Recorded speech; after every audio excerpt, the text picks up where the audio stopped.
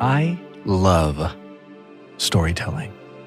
I love storytelling so much, however I can get it.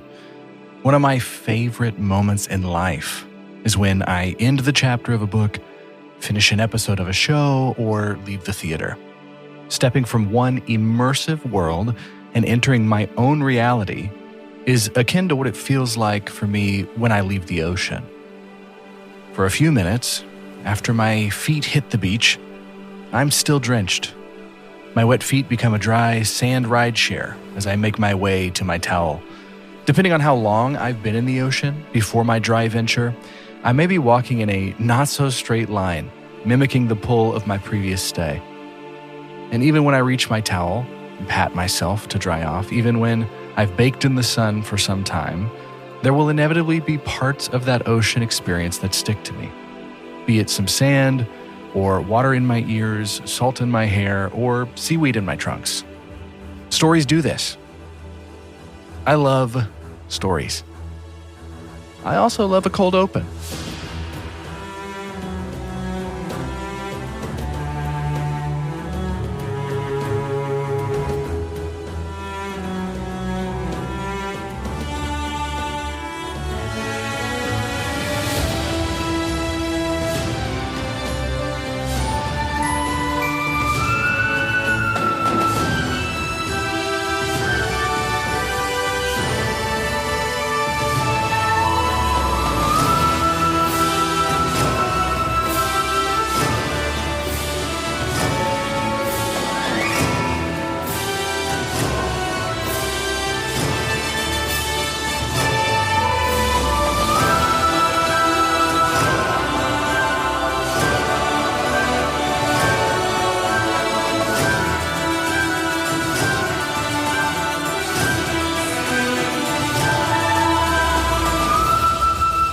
Carter here, and I'm going to take just a moment of your time to be Dr. Willis.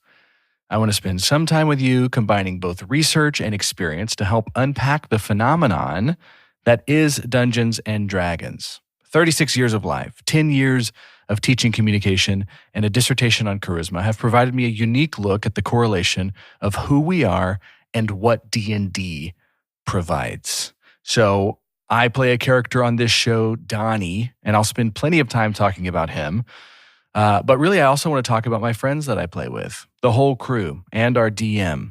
I think what I hope this podcast episode is for you is an intimate look, kind of like what Doge did when he did that Behind the Music episode that I loved so much. I've actually listened to that episode several times because that's my vibe. I love hearing about the stories behind storytelling and those influences. It's actually something I've been fascinated with my entire life. And then I go to school, discover, hey, I think I like to teach. I think I like to teach about how we learn about each other. And then I grow, and then I go to therapy, and I start to learn about myself, and then I play D&D, and all of it just has these beautiful cross sections. And I think it's so great. So I also hope that this episode for you, if you're listening and maybe have never played before, is an invitation to dive deep. Give it a shot.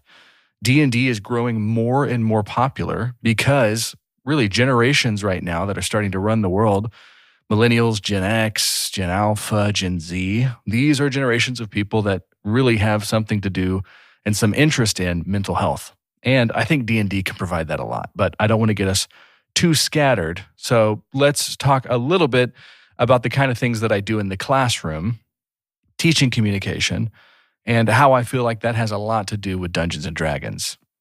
One of my favorite courses to teach is Advanced Comm Theory. It's a grad level course. And the very first thing we do, night one, is I hand them an alignments chart. If you haven't seen that before, this is our X and Y axis. We've got 9 options here of everything from lawful to chaotic, good to evil. And then you kind of have to find yourself within these 9 frames. If that sounds familiar to you, maybe you have some familiarity with the Enneagram. We'll kind of bring that up too. And usually when I tell students, when we're trying to discover our worldview, those foundational parts of us that help us understand how we communicate and how we get in relationships with people, when I'm trying to explain these things to them, I try and tell them that it's not a box. Like there's a lot of personality tests out there, everything from BuzzFeed quizzes to Enneagram to Myers-Briggs, it's not a box, it's more of a lane. So lanes are suggestions. And those of us that know how to navigate our lives to a certain extent know at which points we need to be in what lanes. So I hope you don't feel like you're in a box, because D&D certainly is not that. It is absolutely open. But when I have my students do these alignments charts, I have them first think of their favorite character from a story. I usually have them stray from someone who exists, like an actual person in history, but they can do that too, and inevitably they will. But a lot of the times I'll get things like Thor or Sully or Annalise Keating from How to Get Away with Murder. Shonda Rhimes tends to have a lot of influence out there in my grad level students.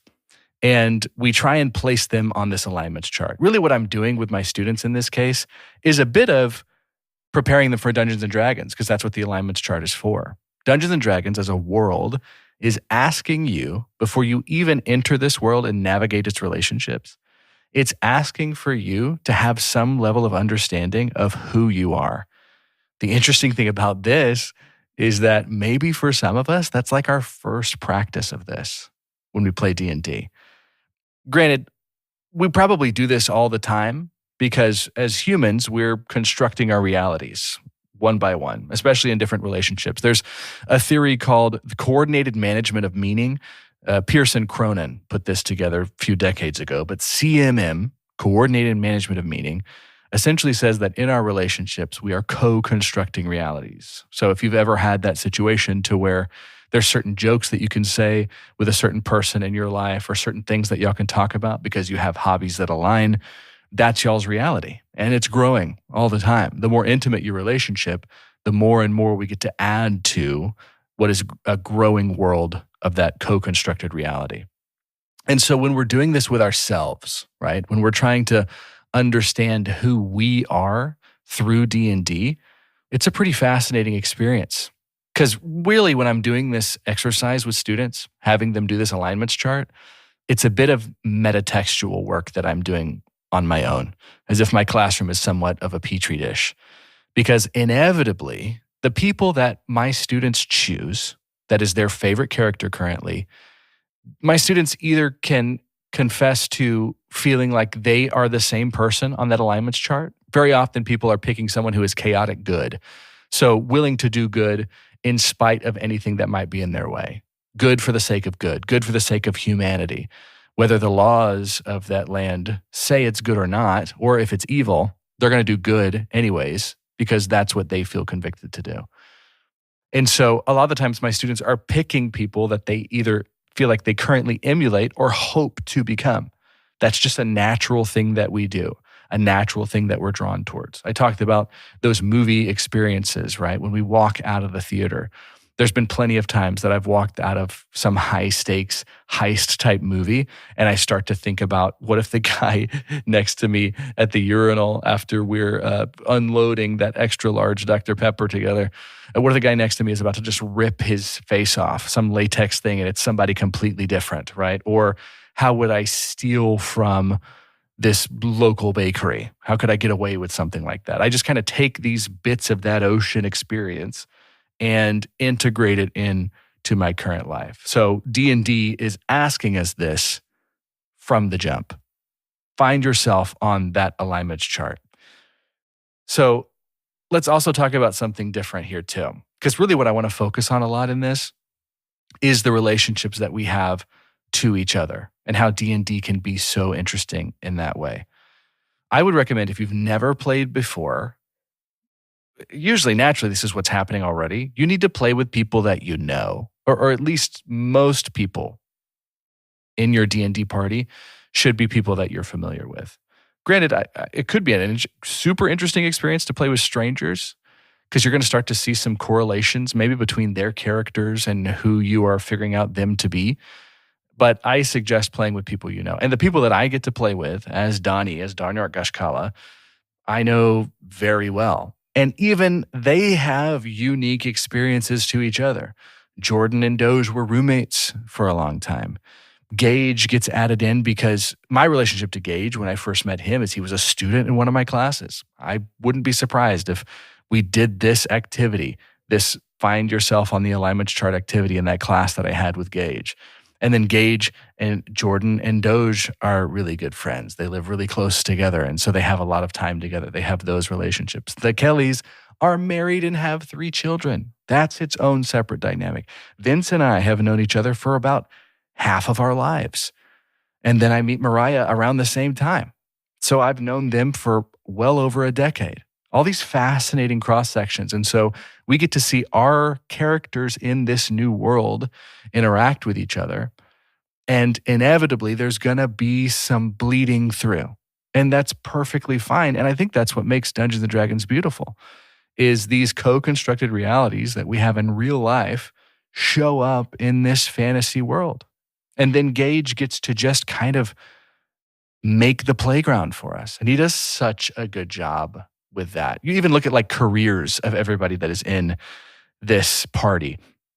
Our DM, Sue and Donnie, are all current or past educators. So do we ever hear that? Like if you listen to the podcast, can you tell? I feel like you certainly can with Gage, especially when he's dealing with the rowdy bunch that is this party that wants to get away with everything. Gage kind of grounds us and brings us back to center. There's been a couple of sessions to where we wanted to break the game and we weren't allowed to because Teacher Gage said, no, thank you. And we were a little bit frustrated and we got over it. But that's part of the thing that you have to do when you're a dungeon master, when you're a world creator.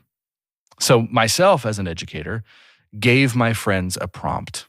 I asked them a couple of things. I wanted to know their Enneagram. And again, y'all, I've known these people for quite some time. I already had a hunch as to maybe where they might align on this personality test. And then I asked them, how do they go about character creation? Like, where do you all start from? I think that's really interesting. What are your foundational ingredients for making some new experience? Becoming someone different? Do they start with class or race? Do they think of a funny name and try to build around that? Or do they just begin with a story and then everything else starts around there? I think that's a fascinating experience. I asked Gage too, give me some intel into world building. I also asked them, as I said before, their Enneagram. So I kind of want to go through each of them and give you their Enneagram number as they understand it, and a little bit of how they create their characters. And let's look for some overlap. I think that's super fascinating. You can imagine that when I give a prompt to this class of students, right, everybody that I play Imagine Dungeons with, that there might be somebody who responds first. If you have listened to the episode at all or listened to our seasons at all, and you get to know Glint, I don't think you would be surprised to find out that Glint, also known as Doge, responded to me first and had the longest reply, incredibly thought out. Now, Doge, as identified on the Enneagram, is a 5-wing 4. And the 5-wing 4 can be called many things, y'all. There's a bunch of stuff out there, but we'll make it short. The iconoclast. I think that sounds like something that Glint would make in general to equip to Davy. But the iconoclast in this sense as a 5-wing 4 is understanding. They try and conserve energy. They have a longing for depth, meaning, self-expression. It's someone who thinks in really original ways, often feels profoundly different from those around them. They're drawn to things that are strange, complex, unexplored, all across the board.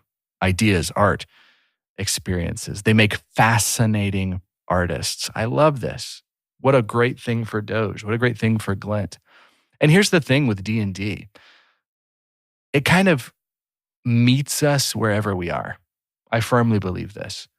We're going to see in a little bit that because of us recording this podcast and having these sessions for over a year, while we're changing in real life, our characters are changing in the game because our real life informs this fantasy. Our real realities inform how we approach these stories. When I asked Doge, and I'll, again, make this a little bit shorter than what he gave, it was a wonderfully thorough reply. So A+ Doge. But when Doge replied to me in terms of what he tries to do for Glint, he says he always starts with character. He tried that with Glint, and to a much lesser degree with another character that we had in a one-shot, to find a place of tension and try and build a character from there. Doge's next sentence is so very Doge. He says, character wants X, but Y, right? He's already building a formula, much like Glint would.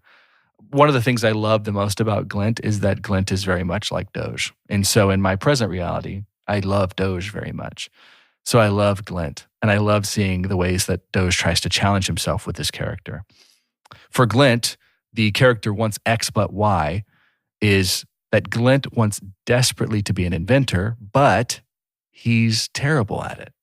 Doge's original idea for Glint's status as an inventor was that all his ideas for inventions came from the fact that he was a half-elf who grew up in a halfling world. Dreamed of making a bed that goes all the way to your feet, or bowls that hold a whole meal rather than just a bite. So he's going through all this stuff that he doesn't want to get too into Buddy the Elf, but he's a bit of a fish out of water. I'm not going to go deep into psychoanalyzing my friends, because those are the kind of intimate conversations that we get to have for each other that aren't really broadcast on podcasts. But from what I know of Doge, I bet there's parts of his life that he feels a little bit like a fish out of water, that he's just trying to make things work. He would go on to say that Glint desperately wants to be considered one of the foremost minds in Eberron. That's the world that we are using, the foundation of the world creation from Gage. But does he have what it takes? That's that question that Glint keeps asking himself. Will he ever invent anything himself to take his place in history? Does Davy count for this? Since even Glint himself doesn't fully understand the mechanism powering Davy's consciousness, there's just all these wonderful tensions and questions that Glint and Doge ask themselves in this sense. One of the most encouraging and discouraging lessons that I have in class when we talk about things like persuasion is dialectics, which is essentially some theorists saying, and I believe this to be true, it's a more objective truth, meaning a singular truth over interpretive. Interpretive would mean your truth is your truth, and that's the way things go with dynamic relationships. Objective truth, the singular truth that in dialectics, we're always navigating tension. Cognitive dissonance comes from this too. When we have warring beliefs, and it feels like Doge wants to build a character that has two separate beliefs that he's always kind of working against. The belief in himself, the belief in his abilities. Can he have this if he does not feel capable? These dialectics, these tensions are fascinating. And the DM kind of becomes the puppet master for that. But ultimately, Dungeons & Dragons, I've had experience as a DM myself, and it feels like the world is built at times more by the players in it than by the creator, more by their actual experiences than by what was created as an experience for that person. And that's a fascinating thing in itself. Doge said that he thinks his favorite characters are ones who have that internal dissonance. They believe something about themselves that they desperately want to be true, but it's not yet. We're not to that point yet. He likes forcing Glint into situations where he has to confront the dissonances in his life. That is good for Glint. My guess is that is also good for Doge. Finally, he said, once he has that character realized, it came time to mechanically figure out how he would work. Thankfully, all the things that he wanted fit pretty neatly into that artificer class. So let's go on to Vince. Vince is one of the closest relationships in my life. I've known him for a long time. I've seen several iterations of him as he's grown. And this particular character for him, as he would confirm in his reply to my prompt, is hitting Vince at a really interesting and pivotal time in his life. Vince already had a sweet little boy, and now he has 2 more kiddos. And so as a father of 3, Vince starts to share a little bit about his experience of creating the character Ridley. He said it was a unique D&D character for him. In the past, many of his creations were about some concept that he wanted to explore mixed with some new character class that he hadn't played before. So Vince is looking into characters, and he's down for some new experiences. He knows that Ridley was kind of a wrestle with fatherhood for him and a care for his work. We understand that from Ridley's ultimately as a paladin, choosing a good sale or being a salesman as a bit of his due north. He'd become a dad in the last 5 years of his life and added new kids in the last year. So that's been challenging but rewarding, he says. He liked the idea of having a character who missed the fatherhood part of life and actually realized that he missed on something that ended up being something he really wanted. It's been a way for Vince to remind himself that what he gets to do every day is pretty special. Think about that relationship that Ridley has with Snaps. That while Ridley is not Snap's dad, sometimes it feels like he has to be his caretaker. And Ridley, in many ways, has to take care of anyone that's ever been introduced as his actual blood relatives. Even a spoiler alert sister that shows up at some point. He's got a brother-in-law that he basically has tried to help bring back from the dead. We talk about the class itself. So as for Tortles, he just wanted to play one. Thought it was a good circumstance where he was reading a magazine. It's so sweet, but he was reading a magazine with his son and learned about the olive Ridley sea turtle. And the rest just kind of wrote itself from there. Vince would identify himself as a 6-winged 7. This would be called like the buddy in some circles. At their core, the 6-winged 7 craves security and belonging. That 7-wing softens a 6's sometimes characteristic of worry with sociable, optimistic energy. That kind of personality tends to be warm, funny, and genuinely invested in their communities. Kind of person who makes everybody feel included. That tension, that dialectics we talked about for usually this personality type is internal. They want adventure and lightness, but can't quite silence the voice asking, what if something goes wrong? At their best, they're loyal, engaging, and surprisingly resilient. I would qualify Ridley as this. I think a lot of what we've seen of Ridley is him at his best, but this character arc certainly has provided a lot of dynamic. And so we start to build these things, right? We'll get into Donnie in a little bit, my own character, which, I know the most intimately because I know myself the most intimately over all of my friends. But when we add new variables, when we add these relationships together, that's when things become innumerable. The dynamic becomes perpetual. Like we can't possibly quantify all of it. That's one of my favorite things about stories. It's like an art gallery. You can stand there and stare at a portrait and somebody can have a completely different experience of the same painting that you're looking at. That's how people are. And we've got to be open to that. And D&D teaches us that. There is not one way to do things. If we wanted that, we might just turn on Friends. If you want to have a static character that just stays the same, that you can expect what happens and have that familiarity, it is the sitcom. It's the person that you can find the comfort in doing the same thing over and over again. But D&D kind of asks us to live, just kind of have our lives play out in a completely different world. So we've got Vince and Doge, Glint and Ridley. Let's add a few more people in here. We'll go ahead and do me, Donnie. Donnie was interesting for me. I'm a 9-wing 8. So let's talk about this. The 9-wing 8 is essentially called like the referee. If you ever listen to Two Chunks and a Hunk, I had a great conversation with Jordan about this recently, that I tend to be a referee in the sense between Doge and Jordan, because I feel like really the three of us need each other in that scenario of having these conversations. Sometimes those boys can be on separate sides, and I tend to be right there in the middle. Instinctual is how 9-wing 8s can be described. The 8-wing lends to the 9 being a bit stubborn and having a grounded quality, but also they're easygoing until they're not. 9-wing 8 is kind of like Bruce Banner. We're good until you mess with the people that I like. And the secret is I'm always angry.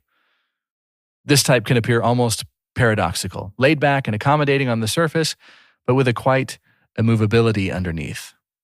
They don't pick fights, but they don't back down from them either. Is this already starting to sound familiar if you've listened to Imagine Dungeons? I was trying to be really, really different with Donnie, but a bit of me leaked out regardless, and obviously that's totally fine. They tend to be deeply physical in their engagement with the world. Comfort, presence, and tangible experience matter to them. Their shadow is a kind of strategic disengagement. They may avoid confrontation so long that when they finally assert themselves, it comes out all at once. I don't know that we've seen that from Donnie yet, but I bet there's a feeling for you, or at least I hope there is, as I've presented Donnie, that there could be a breaking point. We understand that Donnie went from one world and escaped to a completely different world because the world he was born to felt like one that didn't really understand what he wanted.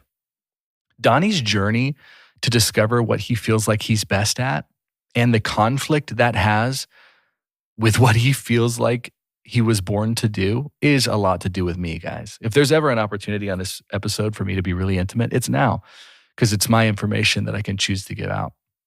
But I think, 5, 6, 7 years ago, I really started to have some opportunities to get to know what I want.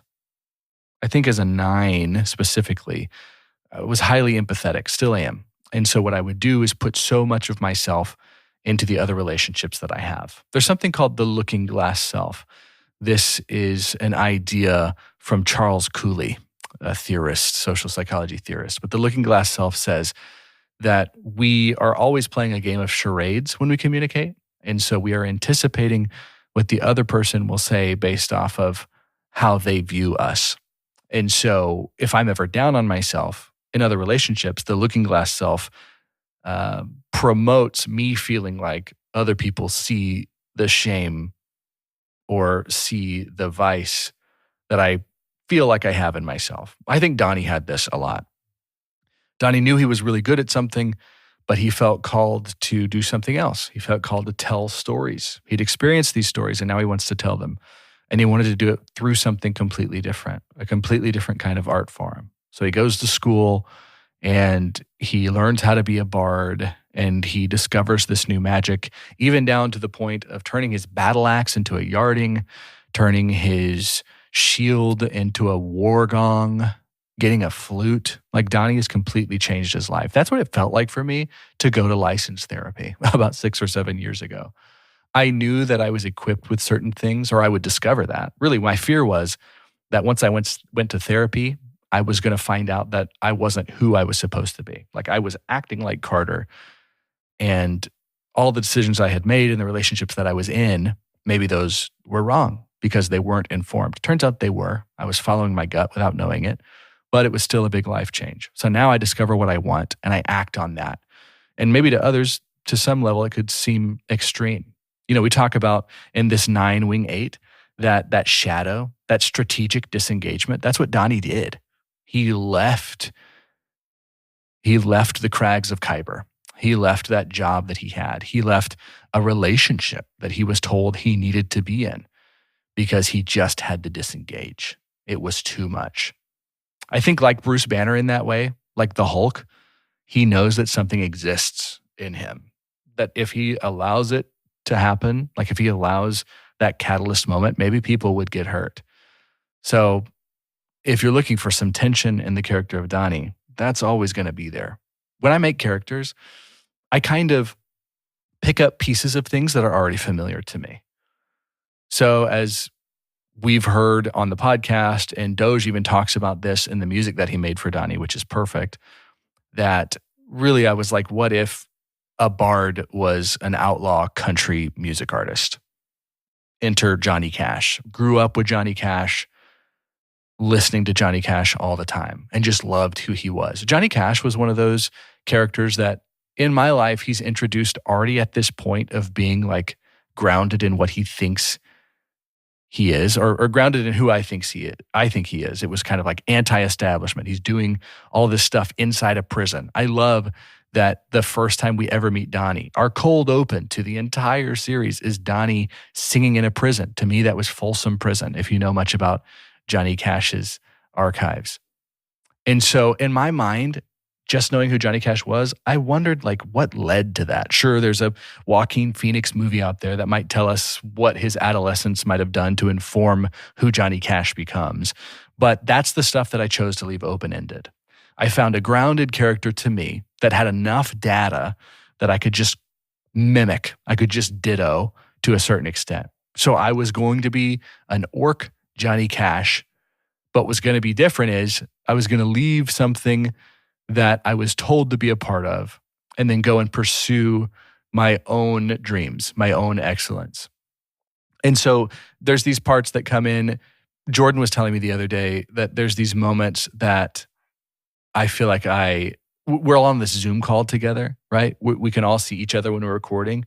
And there's times that I just completely go quiet, normally pretty outgoing. Donnie goes back and forth between this too, of having a lot of opinions, wanting to share all these things, and then just being really reserved. It's this juxtaposition that I've experienced in my life. Sometimes people asking me like, are you okay? Are you doing well? Like, yeah, man, I just need time to think to myself. I do that a lot when Donnie is writing music. Like if you haven't heard from me in a long time on an episode, it's because something has inspired me and I'm immediately writing about it. I'm trying to make it into a song, into a lyric. And I've had some experience with that. Poetry, art stuff like that, writing songs. I've had that experience with a lot of the people on this podcast, to be honest. I've actually performed with all of them in some way in music. And then we've written plays together. We've written some songs together. And I've just enjoyed that. And so for me, that was a bit of a character quality that I wanted to have. I wanted to be able to speak a different way, some new language. I think that's really fascinating to me. This is Vince. I hope you're enjoying this episode of Imagine Dungeons. Hey, real fast, I've got 2 quick requests for you. If you have enjoyed what you're listening to, first, I'd love it if you would just leave a rating and a review right in the platform that you're on. That could be Spotify, Apple Podcasts, Overcast, whatever it is you're using, just a quick rate and review right there. The second thing that you could do is tell someone that you love. Shoot, even someone that you like about the show.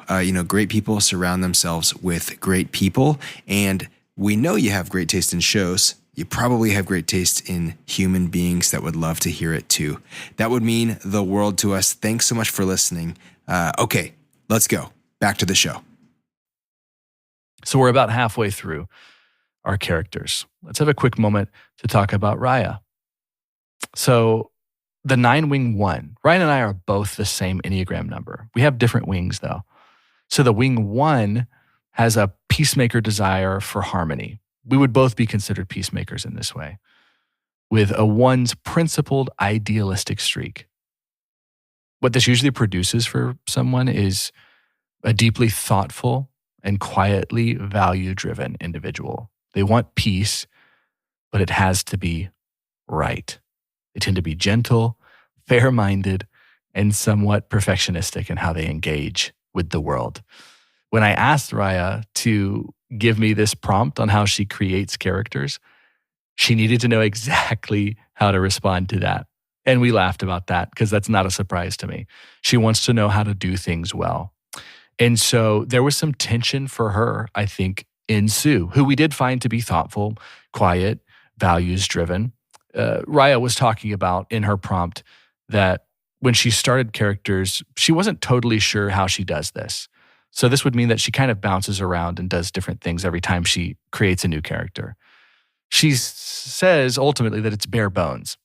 She thinks she usually starts with a class, right? Logical, meta game player in her tries to make sure that the party is balanced in some way.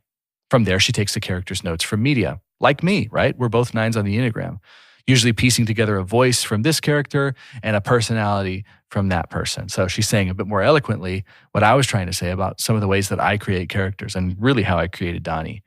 When she was making Sue for Imagine Dungeons, she played with a few campaigns before and wanted to let the others have first pick on classes. So she wanted to be that balance. I'll go last, which meant that she started as every party needs a healer kind of person, which no one really wants to play one, she jokes. She knows now that she just wants to not play a healer in 5e. That's the version of D&D that we play. And now she's just kind of let's roll the hit dice because healing spells are a joke. She would get frustrated, I think, sometimes with the lack of what she felt like she could contribute to the party in some of our fights. And then something traumatic has happened, and I won't spoil that. And now things really change for her. So her original form, though, when we talk about piecing together other stuff from media, was inspired by Kronk, like as in spinach puffs Kronk, specifically that scene. She wanted silly, aloof, and all too ready to follow orders. So the scene where Kronk is in the kitchen and Kuzco and Yzma are altering in and out and never fails to make Mariah laugh. So Sue was going to be a sous chef, eager to find someone to train under. Then she realized in a collaborative campaign that someone who only says, yes, chef, and doesn't really think for themselves isn't really a fun improv partner. And I think, too, when we talk about relationships and being co-constructors of realities, we start to try and blend together. There's a truth in communication, and really I would say a truth in relationship, in that an objective truth is we really all want to be liked to some extent. Even the person that isolates themselves and says that they're really, anarchist to an extent, they don't really want to be a part of any kind of establishment. They don't really want any kind of care. We can either say that's a lie, we can believe that to be their experience, or we can say this still finds a way to show that they do want to be liked in some way. We want to be in relationship and we want to be liked. So in that collaborative way, knowing how improvisational some of the other party members can be, Raya decides she needs to find the space to be able to do that too. So that's what D&D is. When we try and make these moves, we try and make these little tweaks in our lives, it is sometimes a mix of like the emotional, untangible, and then also the stuff that can be formulated, like the equations of things. D&D does this, right? We get values that we have to do from the very beginning, what's going to drive our decision making, and then we get a sheet that tells us exactly how things are supposed to move forward, right? We're held within the confines of the formulas and a little bit of just chance. Boy, that's life, isn't it? We can have every plan in place. We can spend all of this time putting together our character sheet, our good spell slots, but then we roll the dice and we crit fail, or we roll the dice and we don't quite pass the save. That's just life. And so then how do we navigate that? There's repercussions there. Let's jump to Gage as our dungeon master. So Gage is an 8-wing 9. He's the inverse of me, I guess we could say. In this case, that's called the bear. 8-wing 9s, they're most quietly formidable type. Raw power, self-reliance of the 8 is softened by the 9's stillness, producing someone who doesn't need to prove themselves loudly. Gage himself carries himself in terms of kind of like a quiet storm, I've always thought. He's incredibly capable and perceptive and thoughtful, but I don't think I've ever heard Gage yell. He is so chill. I think what's funny is there's parts of Snaps of all the characters that Gage has created that feels the most like Gage. Not quite mischievous like Gage could be, but just his spirit. I think there's something about Snaps that reminds me a lot of him, and I think that's funny.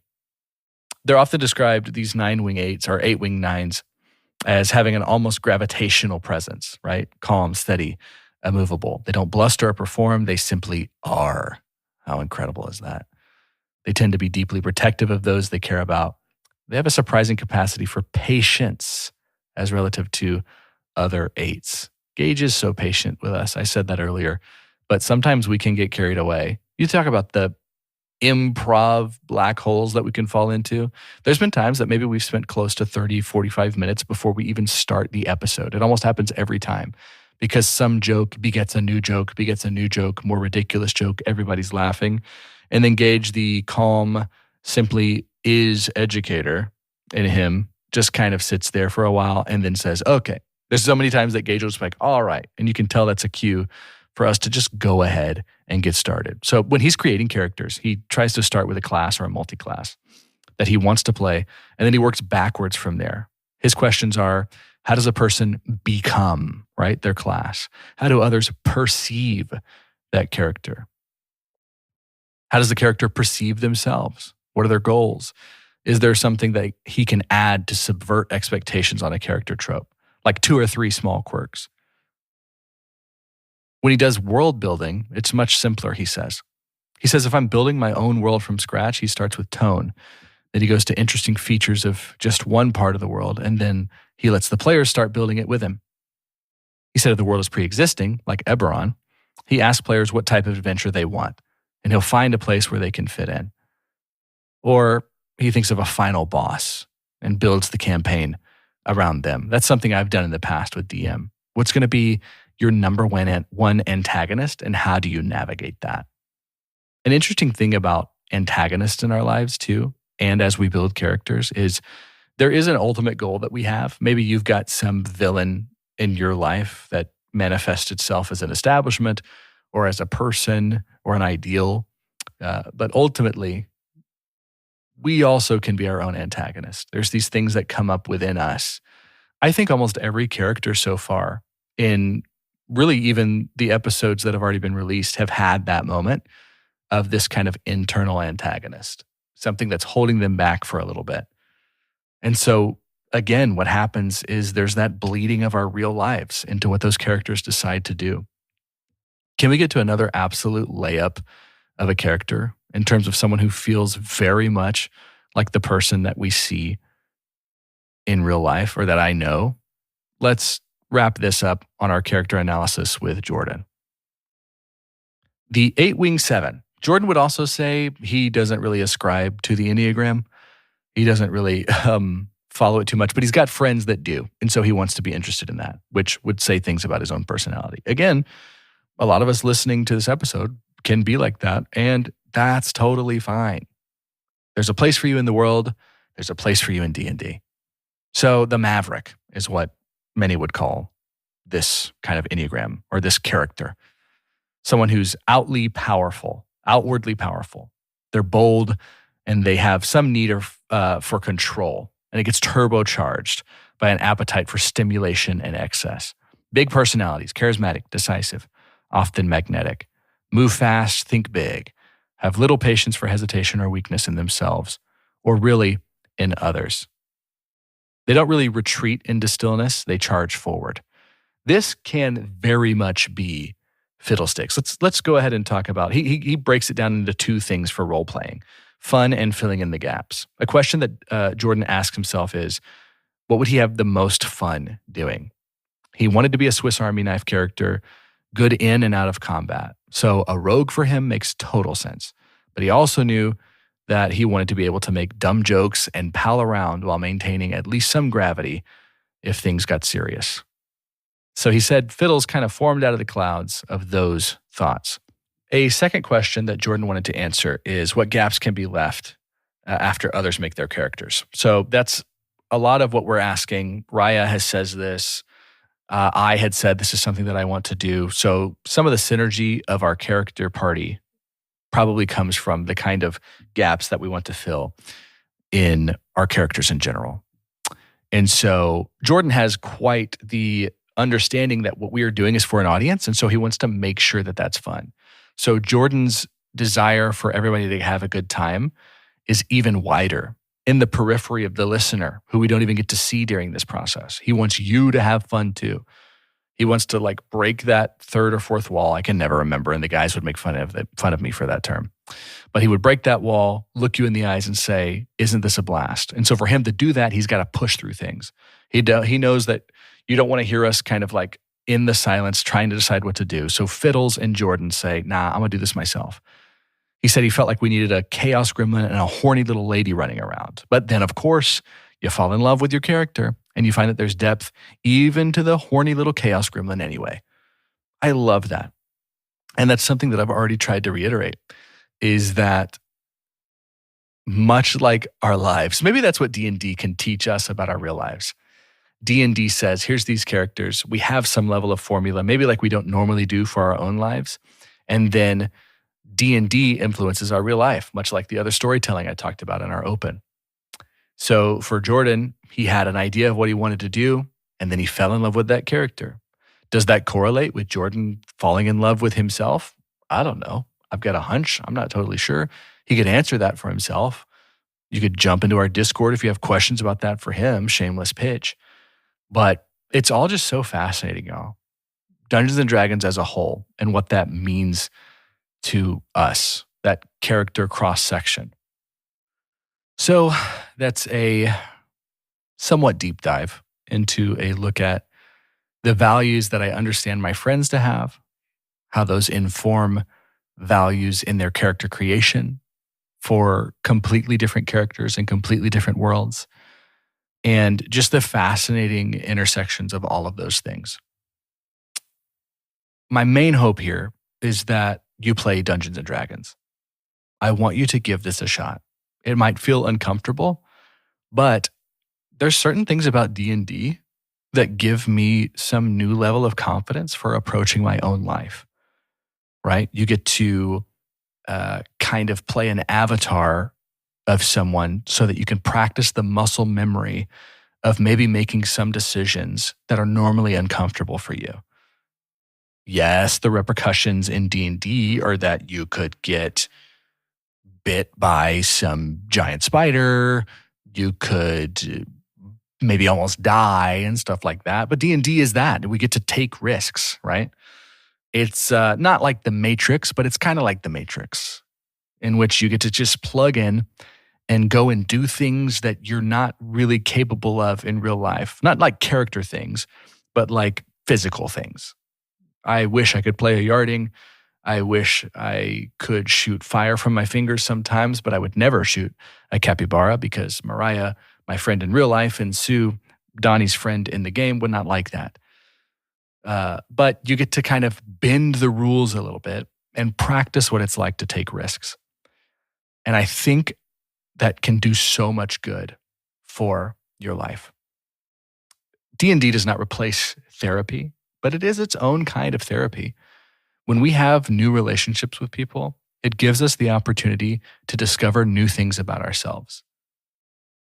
In a world that gives us all these algorithms and just spoon feeds us information, I think what D&D and relationship in general provide is an opportunity to get to know a person, to sit down with them and navigate something, to co-construct a reality that can ultimately lead to you picking up some of the qualities that you see in them that might make you a better person, and you being able to share and discover new things that you think might help them. There's such a beautiful humanity part to playing Dungeons and Dragons that you get to actively, with the qualities that you currently possess, bring those into worlds and just play with them. I don't know what other things like that can do. You can read that story and kind of wish that you were a part of it, or think about what might happen in that scenario, but you can't interact with those characters. You can watch the movie, but you're not getting to sit in the Dodge Charger by Dom Toretto and experience the adrenaline of how fast he's going, standing there while he says the streets fight back, right? You don't get to be a part of that. You do. It's an immersive experience, but you're just a viewer. D&D lets you be a part of the story. And that sexiness to being a part of the story, that drive, that excitement, sometimes can make you be excited to be a part of the story of your actual life. Interact with new people, try new things, take some risks. D&D is a wonderful classroom, and you get to bring your family into it. And I absolutely love that. So I hope that you use this listening experience as some kind of inspiration for playing D&D. I want you to roll for some initiative. How about that? Roll for inspiration.